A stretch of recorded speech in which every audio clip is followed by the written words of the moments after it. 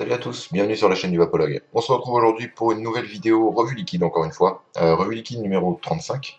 On va tester aujourd'hui une gamme complète, en exclusivité je pense, si je dis pas de bêtises et ce serait cool, dont on avait parlé lors du Vape Expo où ils avaient fait l'annonce, donc le French Liquid, dont on avait déjà fait une revue sur leur liquide on va dire standard, les mono-arômes et les goûts de base en gros. Et, ils ont développé donc une gamme particulière, un peu premium, qui s'appelle Secret d'Apothicaire.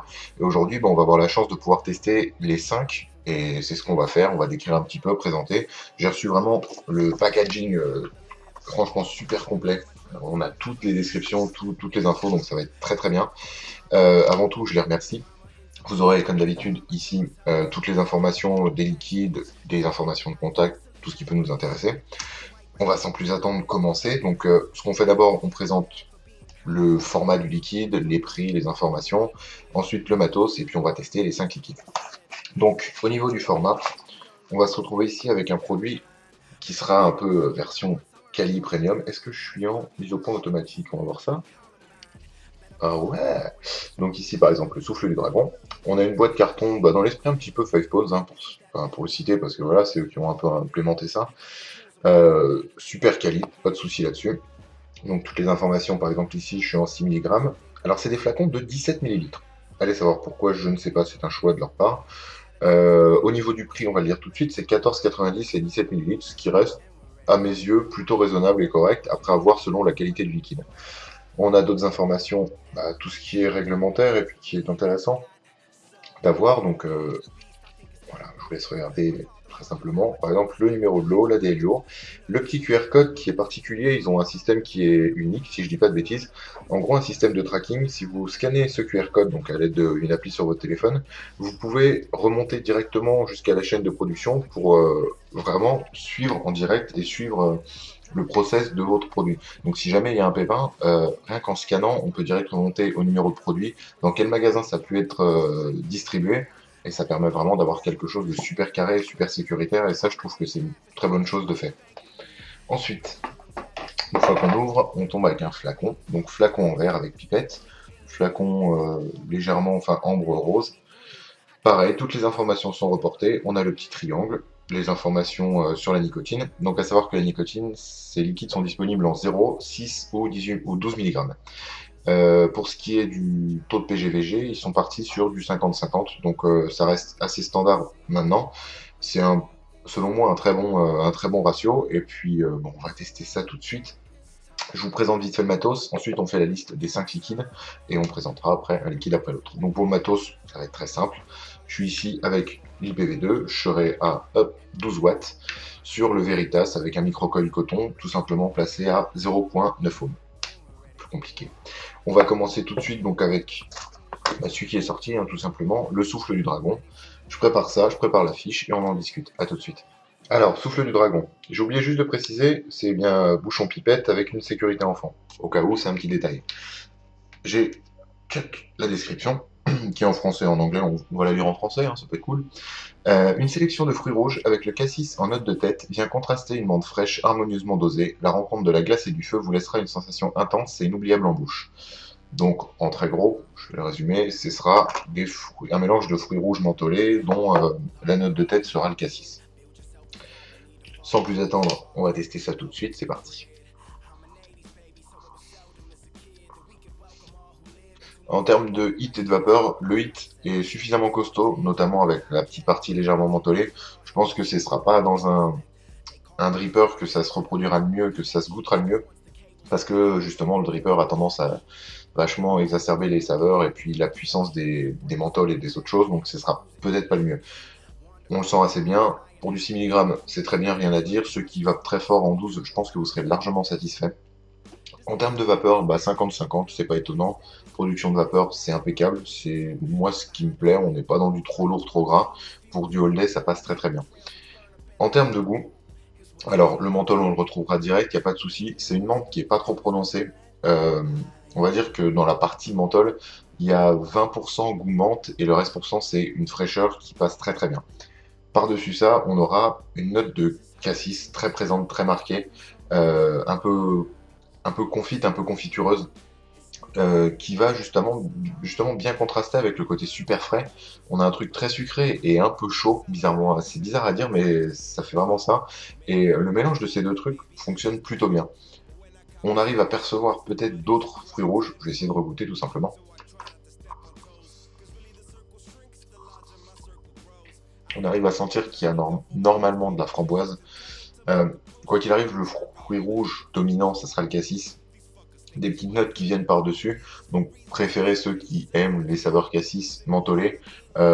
Pour faire un comparatif très simple, parce que les gens me demandent souvent, on part sur un Red Aster un peu moins sucré, moins le côté un petit peu anisé, mais en gros, un fruit frais, très frais, qui passe plutôt bien.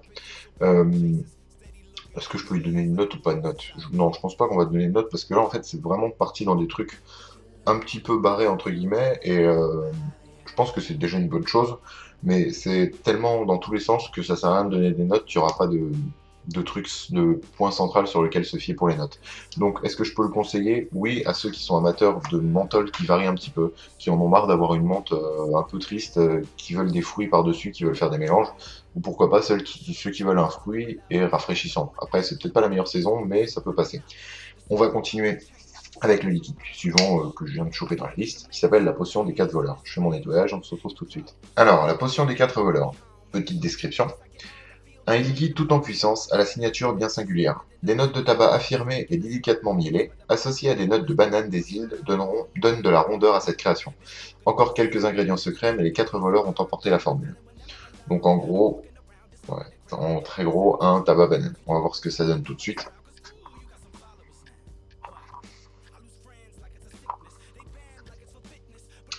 Bon, n'étant plus très fan des goûts tabac, je peux reconnaître quand il y en a suffisamment, là il y en a pas mal. On a une bonne base tabac, le tabac n'est pas mauvais du tout, un tabac, on va dire, blond mais fort, boisé, très boisé, avec justement bah, la transition vers un côté un petit peu mielleux qui amène à la banane plutôt sucrée, assez présente mais pas oppressante du tout. Si vous cherchez quelque chose du genre Ujo's Banana ou alors le comment ça s'appelle de chez tout simplement les pertes de mémoire c'est affolant, faut faire super gaffe à ça. Euh, je dis que des conneries, mais c'est pas grave, on s'en fiche. Un liquide très connu que tout le monde vape et tout, le Bobas Bounty version banane, le Gorilla, voilà. C'est pas du tout ça en fait, hein. Voilà, juste pour faire le rapport. Ça ressemble à rien. C'est un bon tabac. Moi qui n'aime pas le tabac, c'est un bon tabac qui va être principalement orienté, ouais, justement, tabac boisé fort, avec des petites notes sucrées un peu mielleuses, et par-dessus, une note d'épice que je ne saurais définir. J'ai une épice qui vient par-dessus, c'est sûr et certain, comme disait l'un des quatre voleurs, enfin un des voleurs est parti avec la formule, donc du coup, on saura pas tout, mais je suis sûr qu'il y a une épice dedans, un côté, une épice un peu cuir qui passe bien. Ça sent le cuir, les épices. On goûte ça pour voir si on trouve d'autres choses. J'arriverai pas à mettre la main dessus. C'est pas mauvais du tout, beaucoup plus puissant, beaucoup plus rond. Ça ira très bien, je pense, pour une vape d'hiver, une vape plus ouais, posée en fait, tout simplement. C'est assez envoûtant. Ça reste, selon moi, trop tabac pour mes goûts, mais je pense que ça conviendra à ceux qui restent actuellement sur un tabac parce qu'ils ont peut-être un petit peu peur de partir dans des saveurs trop barrées et de pas s'y retrouver. Je pense que c'est une bonne transition vers des liquides un petit peu plus gourmands ou un peu plus fruités. Ça peut être assez intéressant. Donc la potion des 4 voleurs, du French liquide. Qu'est-ce que je peux en dire de plus? Bah rien d'autre. Je vais faire mon petit changement de coton et puis on va passer au liquide suivant qui s'appelle, allez celui-là, Esprit Volatile. À tout de suite. Alors, Esprit Volatile, qu'est-ce que c'est? Petite description. Cette création est un hommage aux Antilles et leur florilège de saveurs généreuses et singulières. Mangue, fruit de la passion et ananas rivalisent de leurs notes sucrées. Des baies et une note de menthe viennent donner un brin de fraîcheur à cette composition. Donc en gros, c'est un petit peu le contraste avec le souffle du dragon, où là on est parti sur un mélange fruits jaunes, mentholé, fruits jaunes frais. Donc on va goûter ça tout de suite et on va voir ce que ça donne.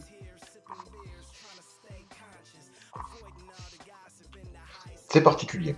Euh, Beaucoup de sensations différentes, donc vapeur et hit, pas de souci, on se rapprochera du souffle du dragon, notamment avec la partie mentholée. Euh, Il y a un truc qui est un peu particulier avec ce liquide, je sais pas si ça le fait avec beaucoup, je viens de le remarquer. Quand on aspire simplement d'abord dans la bouche puis après dans la gorge, on a plus un goût de fruits jaunes très marqués et légèrement rafraîchis. Un peu style, c'est bête à dire, mais imaginez les yaourts pour les enfants, les gervais, avec des fruits type ananas, mangue. Ce sera dans cet esprit-là. Par contre, si on fait de l'inhalation directe, là on aura un menthol avec une pointe de fruits jaunes. Donc ça peut être assez sympa pour avoir les contrastes justement. On va voir en termes de dosage ce qui pointe le plus. Alors en fait, c'est encore spécial. À l'inspiration, on a l'impression qu'il y a de la mangue, la légère amertume de la mangue, une mangue pas trop sucrée, mais qui vient se complémenter avec l'ananas qui lui est plutôt sucré et plutôt bon.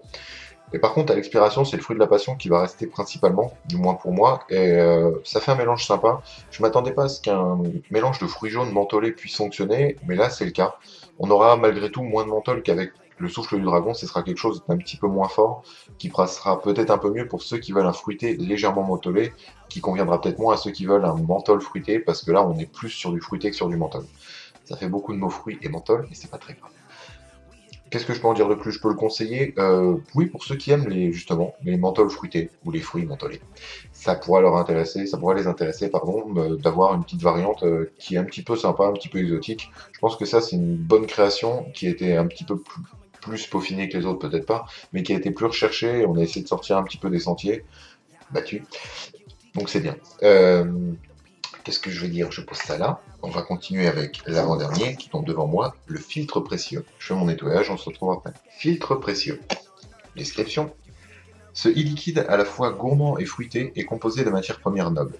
L'acérola et le raisin apportent à cette composition des notes sucrées délicatement acidulées. La poire et la chair de coco, sur fond de vanille bourbon, subliment sa générosité. Donc là, on part sur quelque chose d'assez complexe parce qu'on va avoir 4 fruits et une épice, en gros. Moi, je considère la vanille comme une épice.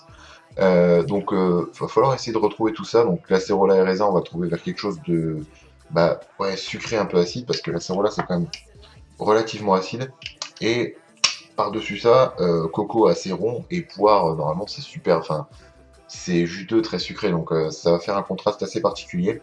Par-dessus ça, la vanille. On va voir ce que ça donne.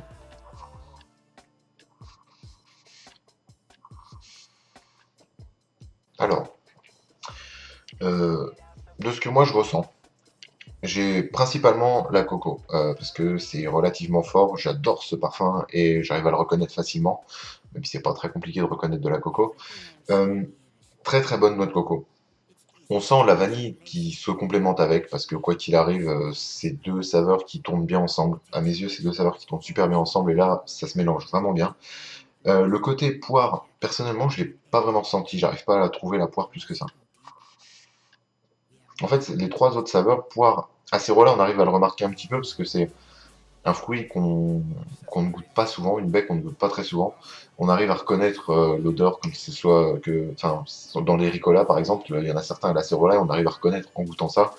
Après, ce ne sera pas des notes puissantes et qui vont embaumer le truc. Principalement, en fait, il faut imaginer une noix de coco vanillée qui va varier plusieurs fois entre des petites notes de poire très très légères, un côté raisin acidulé avec l'acérola, mais globalement ce sera de la noix de coco. Donc je sais que beaucoup d'entre nous, utilisateurs, n'aiment pas trop la noix de coco dans leur liquide.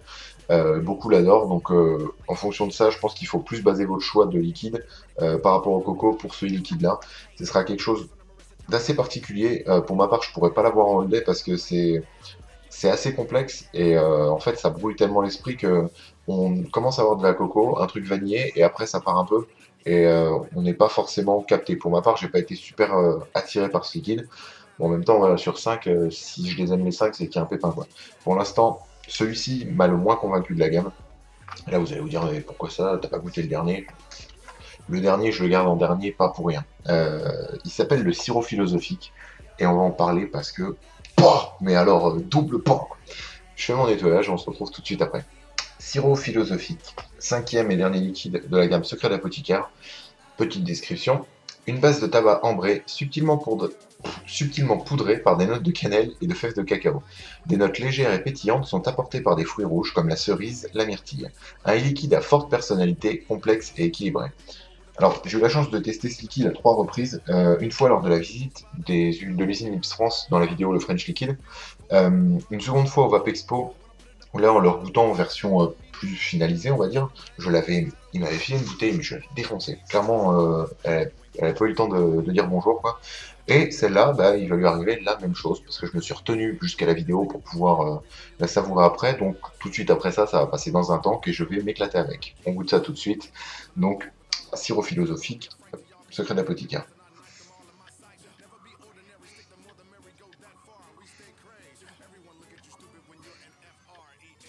Ouais, j'ai vapé longtemps parce que je l'aime bien. Euh, Hit, impec. C'est pile ce qui me correspond. C'est assez puissant pour du 6 sans être oppressant pour du 6. En termes de production de vapeur, aucun problème. 50-50, ça va y aller. Nickel. Le goût. Oh là là, mais c'est trop bon. Ça fait un mélange. Je sais que c'est un peu bizarre. Ça fait un mélange particulier. On aura la cannelle. J'adore la cannelle. Je suis un fan de cannelle. Comme dirait Jean-Philippe, je suis crackpot de la cannelle. C'est juste trop bon. Elle est bien dosée, piquante juste ce qu'il faut, tout en ayant un côté sucré. On reconnaît l'épice et la cannelle sucrée qu'on pourrait utiliser dans des desserts. Par-dessus ça, le cacao reste moyennement présent. On a un côté un petit peu plus puissant. Euh, c'est plus sombre en fait, l'épice cacao, le goût cacao est un peu plus sombre, mais il va vachement bien avec, il va atténuer justement le côté piquant de la cannelle. Le tabac ambré, on le sent en fond, mais c'est quelque chose d'enveloppant et d'assez léger pour être masqué justement par les épices et ça passe plutôt bien. Par-dessus ça, cerise et myrtille, ça va fonctionner comme un combo, on va reconnaître un fruit rouge sans forcément arriver à dénoter très bien la cerise et la myrtille, mais ça vient sucrer et acidifier légèrement la fin de la vape et ça fait un mélange mais qui pète tout, c'est trop trop bon. Ça va être très particulier, je pense que ce liquide ne plaira pas vraiment à beaucoup de monde. J'ai les goûts un petit peu barrés, donc je sais que certains liquides que je pourrais vaper en holiday, des personnes prendront deux taffes dessus, auront envie de vomir. Donc celui-ci ne sera pas à mettre entre les mains de tout le monde, mais il faut vraiment le goûter parce qu'il a une personnalité complètement unique et très intéressante. J'en prends deux trois taffes parce que ça fait plaisir.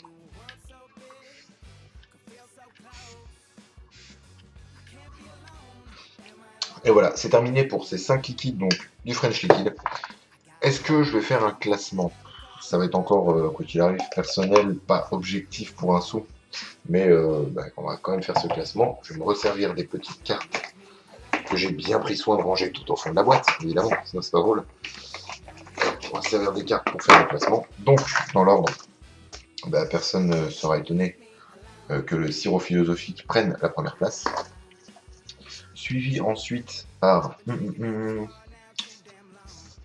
la potion des 4 voleurs, parce que même si je suis pas fan de tabac, le mélange passe bien et ça peut être quelque chose de très intéressant et très utile pour ceux qui veulent passer d'un tabac à quelque chose de fruité ou vers accéder au gourmand. Ensuite, le filtre précieux, parce que j'aime beaucoup la noix de coco et que je la sens beaucoup dans ce liquide et qu'elle passe très bien, même si je pourrais pas en faire au lait clairement. Et enfin, en deux derniers égalité, je suis désolé, mais moi je suis pas du tout fan des liquides avec du menthol tout simplement, donc je peux pas en juger. L'esprit volatile est peut-être plus intéressant que le souffle du dragon parce qu'on a des fruits jaunes avec du menthol, ce qui est moins commun et qui passera mieux. Mais quoi qu'il arrive, ces 5 liquides, on sent qu'ils ont été un minimum taffés. Ça fait une gamme assez intéressante qui va vers plusieurs choses différentes. Donc pour ceux qui voudront réduire ça à quelque chose de simple, on a 2 menthols fruités, 2 tabacs, un fruité, un épicé, plus épicé que l'autre. Et enfin, une recette très fruitée et un peu barrée. Ça fait un mélange sympa, plutôt cool. Donc je vous invite à goûter ces liquides si vous en avez envie. Ça reste assez honnête pour 17 ml, ça permet de les tester un petit peu plus que sur 10 ml, c'est très logique ce que je viens de dire, pour pas très très cher, pour 15 euros ça me paraît assez honnête, voilà, pour les fêtes de Noël, vous faites un petit pack, ça reste pas monstrueux et ça permet de découvrir des choses sympas, créées par des Français cocorico. Sur ce, je vous dis à très bientôt, merci de nouveau au French Liquid, ils se reconnaîtront, tous ceux que j'ai vus à chaque fois et que je revois à chaque fois, j'ai leur téléphone, c'est trop cool. Merci beaucoup, merci aussi pour ce super liquide de sirop philosophique, que celui-là je vais vraiment exploser. Je vous dis à très bientôt sur la chaîne du Vapologue, restez loin de la cigarette, et puis vapez bien, salut.